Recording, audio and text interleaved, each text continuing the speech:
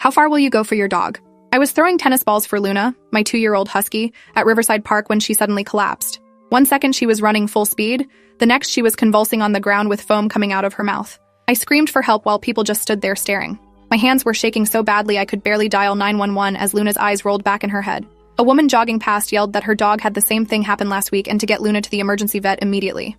I scooped up all 55 pounds of her seizing body and ran to my car, breaking every traffic law getting to the animal hospital. The vet took one look and said it was poisoning. Probably rat poison based on the symptoms. They rushed her into surgery while I stood in the waiting room trying not to throw up. 3 hours later, Dr. Patel came out looking exhausted and said Luna would survive, but it was close. The bill was $8,300 for the emergency surgery, blood transfusions, and overnight monitoring. I put it on 3 different credit cards. Dr. Patel said this was the 6th dog this month with the same poisoning, all from the same park. She'd reported it to animal control and the police, but nothing had been done. The other 5 dogs hadn't made it. I felt sick thinking about Luna playing in that park every morning for the past year. How many times she could have eaten something terrible. When I asked if anyone knew how the poison was getting into the park, Dr. Patel said the theory was someone was deliberately leaving poisoned meat around, but there was no proof, just dead and dying dogs. I asked for the names of the other families who'd lost their pets. She couldn't give me that information due to privacy rules, but she said I wasn't alone in this nightmare. That should have been comforting, but instead made me furious. 6 families destroyed by some psychopath, and nobody was doing anything to stop it. I left the clinic with Luna barely conscious in the backseat and a payment plan that would take me 2 years to pay off. The next morning, I called the police non-emergency line to report what happened. The officer who answered sounded bored and said they were aware of the situation but couldn't investigate without evidence of criminal activity. I pointed out that poisoning dogs was criminal activity, and he said they needed proof of who was doing it, not just that it was happening. He suggested I contact animal control instead. Animal control told me they couldn't do anything without catching someone in the act. They'd increased patrols in the park but hadn't seen anything suspicious. The woman I spoke with, Diane, sounded genuinely sympathetic, but explained their department was understaffed and underfunded. She couldn't station someone at the park 24/7 waiting for a poisoner to show up. I asked about security cameras and she said the park didn't have any. Budget cuts had eliminated most public safety measures over the past few years. I hung up feeling completely helpless and furious that Luna had almost died and nobody seemed to care enough to actually do something. I spent that afternoon on social media looking for other victims. I found a Facebook group called Riverside Park Dog Owners, with over 300 members. I posted about Luna and within an hour had responses from 4 families whose dogs had died from poisoning in the past 6 weeks. Their stories were identical to mine. Dogs suddenly collapsing during normal walks, emergency vet visits, massive bills, and deaths. One woman named Clarissa had lost her golden retriever Bailey just 3 days ago. She'd spent $12,000 trying to save him, but he'd died anyway. Her post included photos of Bailey as a puppy and the heartbroken face of her 6-year-old daughter at his grave. Another man, Dennis, had lost 2 dogs in the same incident when both ate poisoned meat during an evening walk. He'd filed police reports, contacted the mayor's office, and even hired a lawyer, but nothing had come of it. The legal system treated pet deaths as property damage, he explained, with maximum damages capped at the dog's purchase price. His rescue mutts were worth nothing legally. I created a group chat with the 4 families and we shared information. Clarissa mentioned she'd started documenting the exact locations where she'd seen suspicious meat pieces before Bailey died. Dennis had been keeping a log of when poisonings occurred, noting they seemed to cluster around early morning and evening hours. A woman named Yolanda, whose corgi had survived, said she'd noticed an older man in the park several mornings who seemed to be walking without a dog, which was unusual for that area. Most people at the park were there specifically with their pets. She hadn't thought much of it at the time, but looking back it seemed odd. The 4th person, Trevor, said his German Shepherd had gotten sick near the north entrance by the playground. All the incidents were concentrated in specific areas of the large park.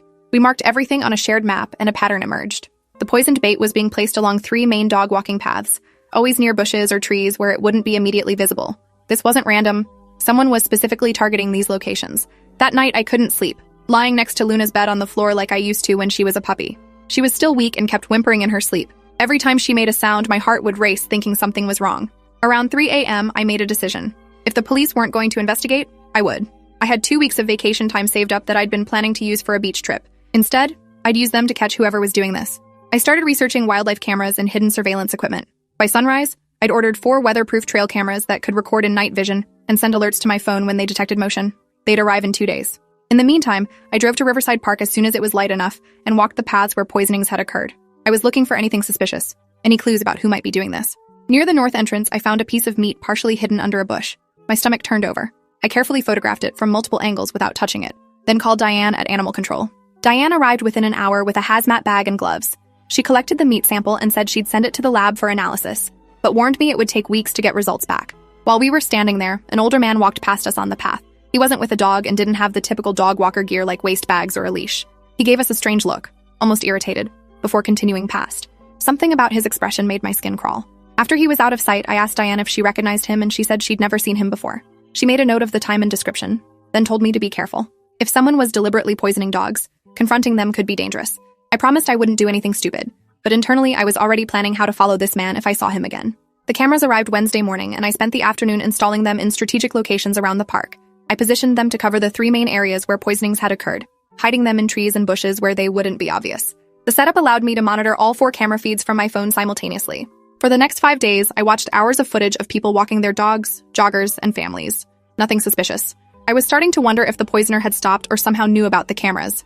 Then on Monday morning at 6:15 a.m., camera 3 near the playground captured something that made my blood run cold. The same older man I'd seen last week was walking slowly along the path, stopping every few yards to toss something into the bushes. The camera quality wasn't great in the early light, but I could clearly see him pulling items from a plastic bag and distributing them along the route. I immediately called the police and reported what I was seeing. The dispatcher said she'd send an officer, but it would be at least 20 minutes. That was too long. This man could distribute poison to a dozen locations in that time. I grabbed Luna's leash and headed to the park even though Luna wasn't coming with me. I couldn't risk her being there. When I arrived, I spotted him near the south entrance, still carrying the plastic bag and occasionally bending down near the bushes. I started recording on my phone as I approached, keeping a safe distance while capturing his face and actions. He noticed me filming and his expression turned hostile. He shouted that I needed to mind my own business and stop harassing him. I asked calmly what he was putting in the bushes, and he said it was none of my concern. Then he said something that confirmed everything. These damn dogs shouldn't be running loose anyway, terrorizing people and making noise. Someone needs to teach their owners a lesson. I kept filming as he became more agitated, yelling that dogs were ruining the neighborhood, and he had every right to protect himself from aggressive animals. A police car finally pulled into the parking lot, and 2 officers approached. I explained what I'd witnessed on my camera and showed them the footage on my phone. One officer detained the man while the other searched his bag. Inside were chunks of raw meat mixed with bright blue pellets that looked like rat poison. The officer's expression hardened as he pulled on gloves and secured the bag as evidence. The man, who gave his name as Lawrence Pritchard, claimed he was just leaving food for stray cats. The officers arrested Lawrence on suspicion of animal cruelty and took him away in the patrol car. One officer stayed behind to take my statement and get copies of my camera footage. She explained that with video evidence of him distributing the poison, plus the physical evidence of the poisoned meat, they had a strong case. She asked if I knew about other victims, and I gave her contact information for Clarissa, Dennis, Yolanda, and Trevor. She said the detective assigned to the case would reach out to everyone. I felt simultaneously relieved and enraged. This man had killed 5 dogs and nearly killed Luna, all because he didn't like the sound of barking. Over the next week, the story exploded in local media. Someone had leaked Lawrence's arrest to reporters, and suddenly my neighborhood was the center of a regional news story about the dog poisoner. Camera crews showed up at Riverside Park. Clarissa gave a tearful interview holding Bailey's favorite toy. Dennis displayed photos of his 2 deceased dogs and explained the financial and emotional devastation. The public response was immediate and fierce. Lawrence became the most hated man in the county overnight. Detective Grace Moreno contacted me and the other families to build the case. She was thorough and genuinely angry about what had happened. She explained that Oregon law treated animal cruelty as a misdemeanor unless you could prove extraordinary circumstances. But with 5 dead dogs and multiple counts of poisoning, plus the premeditated nature of the crime, she was working with the DA to file felony charges. The more families who came forward, the stronger the case. Within days, 3 more families who'd lost dogs months earlier contacted Detective Moreno after seeing the news coverage. They hadn't realized their dogs' sudden deaths were from poisoning because the symptoms had been attributed to other causes. One family had spent thousands on cancer treatment for their Labrador, only for the dog to die anyway. The vet confirmed in retrospect the symptoms matched rat poison. Lawrence had been doing this for at least 8 months, possibly longer. The death toll was now at least 11 dogs that we knew about. Detective Moreno said there were probably more that were never reported or misdiagnosed. I went back through my camera footage from all 4 cameras and compiled every instance of Lawrence appearing in the park. There were 23 separate occasions over the past 2 weeks alone where he'd been distributing the poisoned meat. I created a detailed timeline with timestamps and locations. Detective Moreno was impressed and said this would be crucial evidence showing premeditation and pattern. She also asked if I'd be willing to testify at trial, and I said absolutely. Meanwhile, Luna was slowly recovering. She still got tired easily, and the vet said there might be permanent kidney damage, but she was alive. Every time I looked at her, I thought about Bailey and Dennis's 2 dogs and the others who hadn't survived. The guilt was crushing. If I'd installed cameras earlier, could I have stopped Lawrence before more dogs died? Dr. Patel told me not to think that way, that I'd done more than anyone to bring him to justice. But the what-ifs kept me up at night. I started having nightmares about finding Luna dead in the park, about not getting to the emergency vet in time, about all the ways I could have lost her. The preliminary hearing was set for 3 weeks after Lawrence's arrest. The DA filed charges including 11 counts of aggravated animal cruelty, reckless endangerment, and criminal mischief. If convicted on all counts, Lawrence could face up to 5 years in prison and $125,000 in fines. His lawyer immediately tried to get the charges reduced, arguing his client was a confused elderly man who'd been trying to deal with a rat problem in the park. Detective Moreno shut that down by presenting evidence that Lawrence had researched dog poisoning online, specifically looking up which substances would be lethal and how to disguise them in meat. His browser history showed dozens of searches like how much rat poison kills a dog and symptoms of dog poisoning. This wasn't confused elderly behavior. This was calculated murder. At the hearing, Lawrence sat stone-faced while the prosecutor presented evidence. Clarissa broke down on the witness stand describing Bailey's final moments. The judge looked visibly disturbed by the photos of poisoned meat and Lawrence's search history. Bail was set at $50,000, which Lawrence paid immediately, to the shock of everyone in the courtroom. He was released the same day with an ankle monitor and strict orders not to go near Riverside Park or any public spaces where dogs might be present. The media coverage intensified after the hearing. National news outlets picked up the story. Animal rights organizations got involved. PETA issued a statement demanding maximum sentencing. The prosecutor's office was flooded with letters and calls from across the country. People were sending money to help with Luna's medical bills and the legal fees for families who wanted to sue Lawrence civilly. A GoFundMe I hadn't even created was set up by someone from the Facebook group and raised $45,000 in 3 days. Clarissa, Dennis, Yolanda, Trevor, and the 3 newer families split the money to cover their vet bills and memorial costs. The outpouring of support was overwhelming and made me cry more than once. Meanwhile, I kept the cameras running in the park. I wasn't sure if Lawrence might try to return despite the court order, or if there might be copycat poisoners. The footage showed park usage had dropped dramatically. People were terrified to bring their dogs there now, even though we'd caught the poisoner. The local news ran segments on how to spot poisoned bait and what symptoms to watch for. Detective Moreno called me 6 weeks after Lawrence's arrest with unexpected news. During the investigation, they'd searched Lawrence's house and found journals documenting every dog he'd poisoned going back 2 years. He'd kept meticulous records including dates, locations, dog breeds, and whether the poisoning was successful, in his words. The actual death toll was 31 dogs, not 11. He'd been doing this for 2 years, evolving his methods to avoid detection. Earlier poisonings had been in different parks across 3 cities. He'd moved around to avoid suspicion. The journals also revealed his motivation, which was somehow even more disturbing than I'd imagined. Lawrence had lost his job as an accountant 5 years ago and blamed a coworker who had brought her dog to the office. Lawrence was allergic to dogs and had complained repeatedly. Eventually, he was fired for creating a hostile work environment with his complaints. In his mind, all dogs and their owners were responsible for ruining his life. The journals were filled with vitriolic rants about entitled dog owners and dangerous animals. Detective Moreno said the journals would be powerful evidence of premeditation and motive. The DA amended the charges to include 31 counts of animal cruelty, 1 for each documented poisoning. The trial was scheduled for 4 months out. In the meantime, Lawrence's face was plastered all over local media. His adult children gave interviews saying they'd cut off contact with him years ago because of his increasingly extreme behavior and paranoia. One daughter, Gretchen, said her father had always been controlling and angry, but after losing his job, he'd become obsessed with perceived slights and vendettas. She hadn't spoken to him in 3 years and wasn't surprised he'd done something like this. His ex-wife, who'd divorced him a decade ago, said he'd been emotionally abusive and vindictive throughout their marriage. She described incidents of him poisoning neighborhood cats that she'd attributed to local wildlife at the time. Looking back, she realized he'd been doing this kind of thing for decades. The portrait of Lawrence that emerged was of a man who'd spent his entire adult life blaming others for his failures and acting out in increasingly cruel ways. Dogs had just been his latest target. Every new revelation made me angrier. This wasn't a confused old man. This was a calculated predator who'd enjoyed killing animals for years. I attended every court date and pretrial hearing. Clarissa, Dennis, and others from the victim families came too. We formed a tight group, bonded by shared trauma and determination to see justice done. The prosecutor, Vanessa Chang, kept us updated on legal strategy. She was building an airtight case and felt confident about conviction on most counts.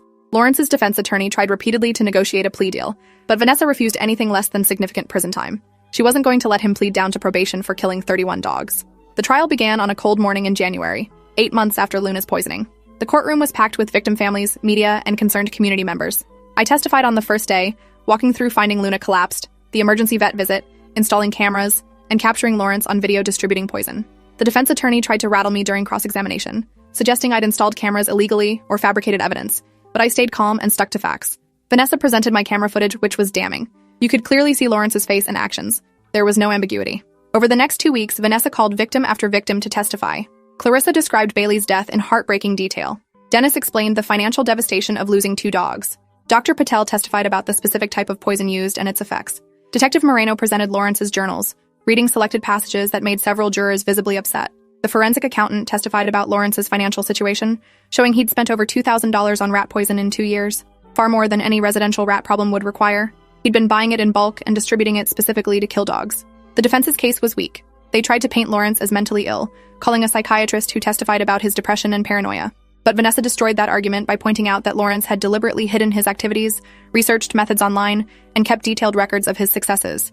Those weren't the actions of someone too mentally ill to understand right from wrong. Those were the actions of someone who knew exactly what he was doing and wanted to get away with it. The trial lasted 3 weeks. Jury deliberation took 6 hours. When they returned with guilty verdicts on all 31 counts of aggravated animal cruelty, plus the reckless endangerment and criminal mischief charges, the courtroom erupted in applause. The judge had to call for order. Lawrence showed no emotion, just stared straight ahead. Sentencing was set for 4 weeks later. Vanessa told us the conviction was a huge win, but sentencing was less predictable. Oregon law had maximum sentences for animal cruelty, but judges had discretion on whether to run sentences concurrently or consecutively. She'd be arguing for maximum consecutive sentences, but the judge might not agree. We waited anxiously for those 4 weeks. I tried to get back to normal life, returning to work and resuming Luna's daily walks. But the park felt different now. Even though Lawrence was in custody awaiting sentencing, the memory of what happened there lingered. Other dog owners were slowly returning, but everyone was hypervigilant, watching the ground for anything suspicious, keeping dogs on short leashes. The innocence of the park as a happy place was gone, replaced by wariness and fear. Sentencing day arrived, and the courtroom was even more packed than during trial. The judge allowed victim impact statements before sentencing. I went first, describing how Luna's poisoning had affected both of us, the ongoing medical issues she faced, the financial burden, and the psychological trauma. Clarissa spoke about Bailey and how her daughter still cried for him every night. Dennis described the hole left by losing both dogs at once. One by one, 17 families gave statements. Some were composed, others broke down crying. By the time everyone had spoken, 3 hours had passed and several jurors in the gallery were in tears. The judge looked grim as she listened to each story. When it was time for sentencing, she addressed Lawrence directly. She said in 30 years on the bench, she'd never seen such calculated cruelty toward innocent animals. She described his journals as the work of someone who took pleasure in causing suffering. She said while Oregon law limited her options, she would impose the maximum sentence available. For 31 counts of aggravated animal cruelty, she sentenced Lawrence to 5 years in prison on each count, to run consecutively. That meant 155 years total, though realistically he'd likely serve far less due to parole eligibility and his age. She also ordered him to pay $127,000 in restitution to be divided among the victim families for vet bills, cremation costs, and emotional distress, plus court costs and fees. The total judgment was over $180,000. Lawrence would likely die in prison and be financially destroyed even if he somehow got out. When the judge finished, the courtroom erupted in applause again. This time she let it continue for a moment before calling for order. As Lawrence was led away in handcuffs, he turned and looked directly at me. His expression was pure hatred. No remorse, no acknowledgement of what he'd done. Just rage that he'd been caught and held accountable. That look reminded me why all of this had been necessary. He would have kept killing dogs indefinitely if someone hadn't stopped him. After sentencing, our victim group held a small celebration at a local restaurant. It felt weird to celebrate anything related to such tragedy, but we needed closure and recognition of what we'd accomplished. We'd gone from isolated victims to an organized force that secured one of the longest animal cruelty sentences in state history. Vanessa joined us and said this case would set precedent for future animal cruelty prosecutions statewide. Other DAs were already citing it in their cases. Life slowly returned to a new normal over the following months. Luna fully recovered and even started playing with other dogs at the park again. The city installed security cameras throughout Riverside Park and increased animal control patrols. They also put up warning signs about being vigilant for poisoned bait and posted educational materials about what to look for. The Facebook group evolved into a neighborhood watch specifically for dog safety. Yolanda organized weekly meetups where members would walk the park together, document any suspicious activity, and maintain the surveillance network. We'd created something positive from tragedy. 6 months after sentencing, I got a letter from Lawrence in prison. My first instinct was to throw it away unopened, but curiosity got the better of me. The letter was 3 pages of self-pitying rambling about how he was the real victim, how dog owners were entitled and negligent, how he'd been unfairly targeted by the media and legal system. There was no apology, no acceptance of responsibility, just more blame and excuses. I shared the letter with Detective Moreno, who said it was consistent with Lawrence's personality profile. He would likely never accept that what he did was wrong. A year after Luna's poisoning, on the anniversary of that terrible day, our victim group held a memorial at Riverside Park. We planted 31 trees, 1 for each dog Lawrence had killed, with plaques bearing their names. The city approved it as part of a park beautification project. Clarissa's daughter helped plant Bailey's tree, a young oak that would grow for decades. Dennis planted trees for his 2 dogs side by side. When it was my turn, I planted Luna's tree even though she'd survived. She deserved to be remembered as a victim too, and this living memorial would outlast all of us. Local news covered the memorial, and the outpouring of community support was overwhelming. People we'd never met showed up to help plant trees and pay respects. The park that had been a place of terror slowly transformed into a place of healing and remembrance. 2 years later, Lawrence was denied parole as we'd expected. He'd accumulated disciplinary violations in prison for hostile behavior toward guards and other inmates. His earliest possible release date was pushed back 5 years. By then, he'd be 73 years old. His adult children had completely cut off contact and refused to visit. His ex-wife had successfully sued him in civil court for emotional distress and won a judgment he'd never be able to pay. Luna is 4 years old now, healthy and happy. The emergency vet bills are finally paid off. We still walk at Riverside Park every morning, though I'm always vigilant. Some trauma never completely fades. But the park is different now, better in some ways. There's a real community here, people who look out for each other and each other's pets. We've prevented 2 attempted poisonings since Lawrence's conviction, both by disturbed individuals who'd heard about his case and apparently thought it was a good idea. Both were caught quickly thanks to our surveillance network and are now facing charges. The system works better now because we made it work. Sometimes I think about that moment when Luna collapsed, how my world ended in an instant. I think about the other families who'd gone through the same thing with nobody helping them. I think about how close we came to Lawrence getting away with it forever. The what-ifs still haunt me occasionally, but mostly I feel grateful. Grateful Luna survived. Grateful I had the resources to fight back. Grateful for the community that formed from shared tragedy. And grateful that Lawrence will spend the rest of his life in prison, unable to hurt any more innocent animals. Appreciate you watching this far. If you enjoyed it, drop a like, leave a comment, and subscribe so you won't miss the next story.